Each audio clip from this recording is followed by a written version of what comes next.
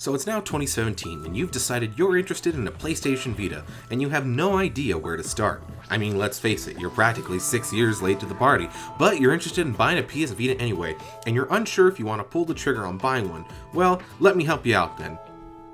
Welcome to my newest video, a PlayStation Vita buyer's guide for the year 2017 and beyond.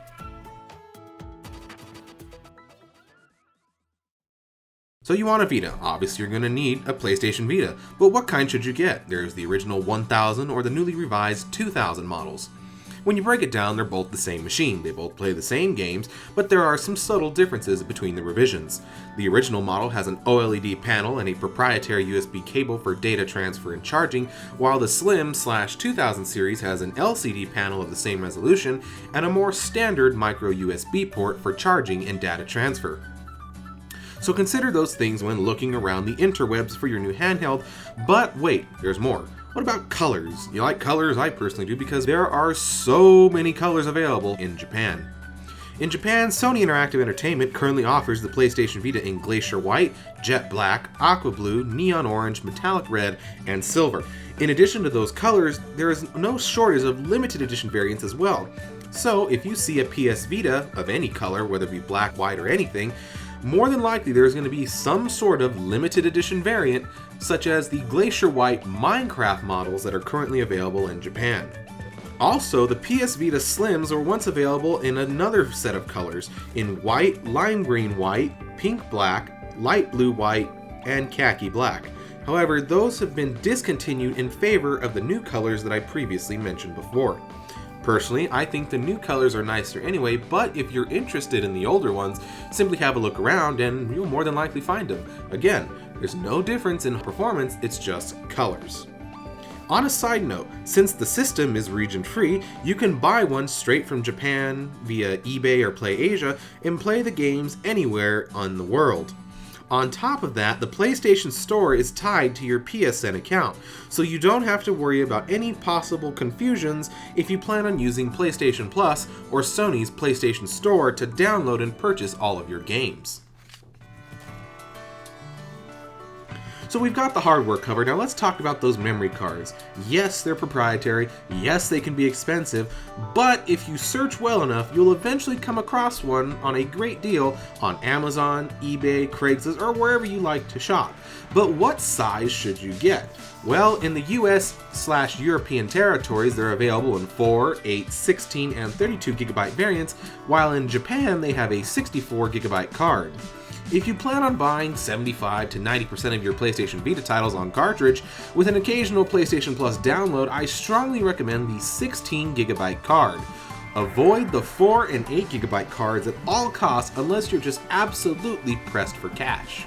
That being said, I would only recommend the 32 or 64 gigabyte cards only for those who really plan on diving into the PS Vita and its library of over 1,200 plus titles that are available globally.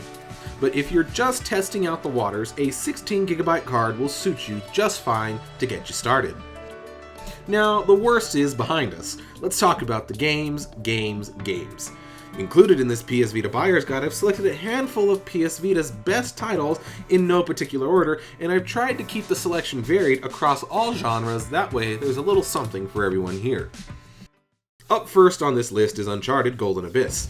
Have you ever wondered what a portable Uncharted experience would be like on the go? Well, Sony Interactive Entertainment's Bend Studio delivers that experience, and it takes full advantage of all of the PS Vita's unique features like the front and rear touch controls, the 6-axis motion control, cameras, etc. Chronologically, this place finds its spot as a prequel to the first Uncharted on the PlayStation 3, and believe me, it rivals that game in terms of graphics, and I dare say it exceeds it in terms of its gameplay and storyline. If you're a fan of Uncharted and Nathan Drake's insane adventures on the PlayStation 3 and PlayStation 4, do yourself a favor and pick this game up. You'll be happy you did. Next is Killzone Mercenary, arguably the best Killzone game ever. Yes, that includes the PlayStation 4 version, Killzone Shadowfall. This game was developed by Guerrilla Cambridge, and long story short, this game is gorgeous and shows what the PS Vita would have been capable of had it actually been a success here in the West. Now, the PS Vita's unique touch-based controls really come into play here once again. For example, when zooming in with a sniper rifle, the player swipes up and down on the back touchpad to zoom in and out on the scope. This game utilizes the motion sensor for aiming as well. While these do take some getting used to, they're present in response to the PS Vita's lack of L2, R2, L3, and R3 buttons. Give it some time, and you'll get used to it. In terms of the story, it's the same as all the Killzones before it, making money from war. War is business. However, if you're not really a fan of the story, the game is still fun to play through, and the online multiplayer is present in 4v4 matches. Fortunately, the match sizes are small, and it doesn't take a long time to jump right in and have a blast, even in 2017. This game feels exactly like its console counterparts, so if you've never been a fan of Killzone, then move right along. But if you have been a fan of the series, you'll definitely feel right at home here, and again, it shows what the PS Vita is truly capable of in terms of raw graphical prowess. Next up on this list is Persona 4 Golden, a JRPG initially developed by Atlus on the PlayStation 2. Persona 4 Golden takes the original game, builds on it, and enhances the experience for PlayStation Vita players. Personally, I had never played a JRPG, or any RPG for the matter, and I never had any interest in playing one. That was until I played this game and logged over 100 plus hours into it. Save me. Everything about this game, from the visuals to the soundtrack and the story, captivated me in a way that I never imagined a game like this would. To summarize it, you play as a transfer student named Yu Narukami, and a bunch of his high school friends investigate the causes of a series of mysterious deaths in their small hometown of Inaba. On their quest for the truth, they come across many unexpected twists and turns. Allow me to say this, if I had never purchased any other PS Vita game and got a Vita for this game alone, I would be happy. And remember, I had never played a single RPG in my 15 years of playing video games. This game is that good. Do not pass it up. Moving along into Tearaway from Media Molecule. You play as Iota, the male messenger, or Atwa, the female messenger, whose sole purpose is to deliver a message from his or her world to the you. This game utilizes both the front and rear cameras, motion sensor, front and rear touchpads, and the microphone. And the best part about it is that everything feels natural. None of them feel out of place or haphazardly shoehorned into the gameplay experience. This is a platforming title and a must-have PlayStation Vita title. And while it has been ported to the PlayStation 4, the PS Vita original title plays much better. Believe me, I've played them both. On top of everything, this game is gorgeous. Whether you have the OLED or LCD panel, everything in Iota/Atwa's world is made of paper, and the way the world reacts to the player is both charming and simply a pleasure to look at. If you buy a PlayStation Vita, and you really enjoy platforming titles as I do, do not overlook this game. Also on the list is Freedom Wars by Sony Interactive Entertainment's Japan studio. In this game, you play as a prisoner, which you can name and customize yourself, with a 1 million year sentence, and the objective is to work your sentence all the way down to 0.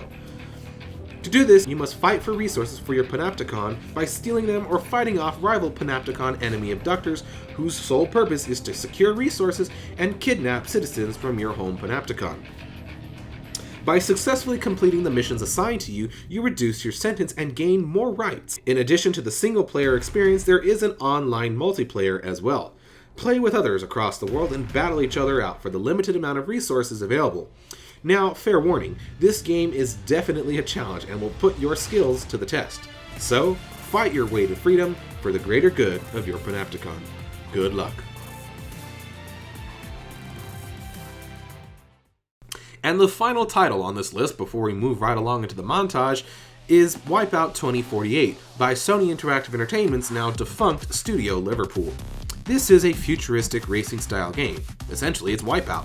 You can play local single player, ad hoc, or online multiplayer with PS Vita players or PlayStation 3 gamers. The single player experience is extremely difficult, but I had a blast playing through it and I still pick it up for a few quick races to this day. If you have ever played Wipeout on the PS1, PS2, PlayStation Portable, whatever, any PlayStation for that matter, you're going to love this title. It's just a shame that Studio Liverpool will no longer be making any further Wipeout titles on any PlayStation system, because despite this game's difficulty, I would have loved to see more Wipeout titles on the PlayStation Vita. In short, pick this game up. It's cheap and it's great for quick pick up and play sessions if you're constantly out and about.